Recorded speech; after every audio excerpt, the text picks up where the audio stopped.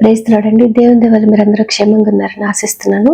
ఇప్పటి వరకు మనం మత్తయి సువార్త 28వ అధ్యాయము 1 నుండి 7వ వచనం వరకు చదువుకున్నాం కదండి. ఇవాళ మిగిలిన కొన్ని వచనాలు చదువుకునే ముందు ఒక చిన్న ప్రేయర్ చేసుకుందామండి. మహాపరిశుద్ధుడైన యేసయ్య, నీకే వందనాలు తండ్రి. యేసయ్య, నేను ఇంతవరకు మమ్మల్ని సజీవ లెక్కలు పెట్టి దేవా యేసయ్య, నీ గురించి మాట్లాడుకునే అవకాశం ఇచ్చినందుకు నీకే వందనాలు యేసయ్య. తండ్రి, ఇప్పుడు మీ గురించి మాట్లాడుకోబోతుండగా ఎక్కడ ఏ తప్పు మాట్లాడకుండా యేసు నామములో నా నోటికి మీ అగ్ని కంచె కావాలంటును గాక ఆమేన్.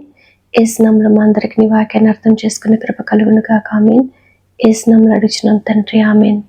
ఇప్పటి వరకు మనం తెలుసుకున్నాం కదండి. విశ్రాంతి దినం అయిపోయిన తర్వాత ఆదివారం రోజున తెల్లవారుచుండగా మగ్దలేని మరియ ఇంకా వేరొక మరియ సమాధిని చూడడానికి వచ్చారంట కదండి.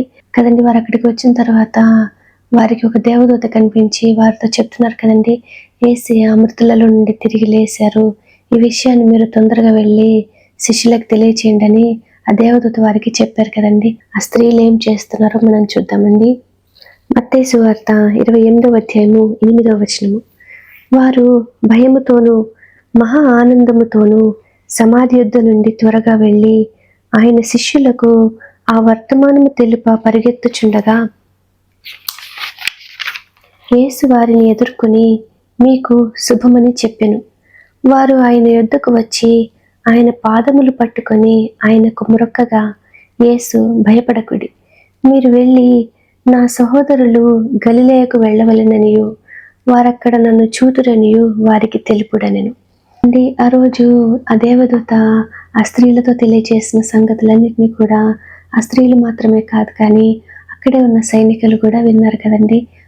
వారు విన్న విషయాలని, వారు చూసిన సంగతులన్నింటినీ కూడా వెంటనే వెళ్ళి ప్రధాన యాజకులకి తెలియజేశారంట కదండి. అయితే అప్పటి వరకు యేసయ్య ఒక వంచకుడు అని తప్పుడు అభిప్రాయాన్ని కలిగి ఉన్న ప్రధాన యాజకులు జరిగిన సంగతులన్నింటినీ కూడా కళ్ళారా చూసిన సైనికులు వారికి తెలియజేసినప్పుడు వారు యేసయ్య విషయంలో తాము చేసిన తప్పుకి పశ్చాత్తాపపడలేదు కానీ వారు ఏం చేస్తున్నారో మనం చూద్దామండి. 11వ వచనము.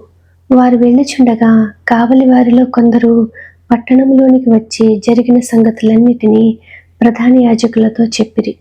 కాబట్టి వారు పెద్దలతో కూడి వచ్చి ఆలోచన చేసి ఆ సైనికులకు చాలా ద్రవ్యం ఇచ్చి, మేము నిద్రపోవచుండగా అతని శిష్యులు రాత్రివేళ వచ్చి అతనిని ఎత్తుకొని పోయిరని మీరు చెప్పుడి. ఇది అధిపతి చెవిన పడిన ఎడల మేము అతన్ని సమ్మతిపరచి మీకేమీ తొందర కలగకుండా చేతుమని చెప్పిరి కదండి. వారు చేసిన తప్పు వలన జరిగిన పర్యవసానం ఏంటో మనం ఇప్పుడు చూద్దామండి. 15వ వచనము. అప్పుడు వారు ఆ ద్రవ్యము తీసుకుని తమకు బోధింపబడిన ప్రకారము చేసిరి. ఈ మాట యూదులలో వ్యాపించి నేటి వరకు ప్రసిద్ధమై ఉన్నది కదండి. ఇప్పటికీ కూడా అనేక మంది ప్రజలు యేసయ్య గురించి కానీ యేసయ్య మనకి దయచేసిన రక్షణ గురించి కానీ వినని అనేక మంది ప్రజలు ఉన్నారు కదండి. అటువంటి వారికి సత్యాన్ని తెలియజేయాల్సిన అవసరత ఎంతో ఉంది కదండి.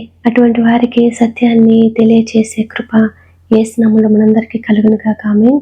యేసు నామములో మనందరికీ సమాధానం కలుగును గాక ఆమేన్.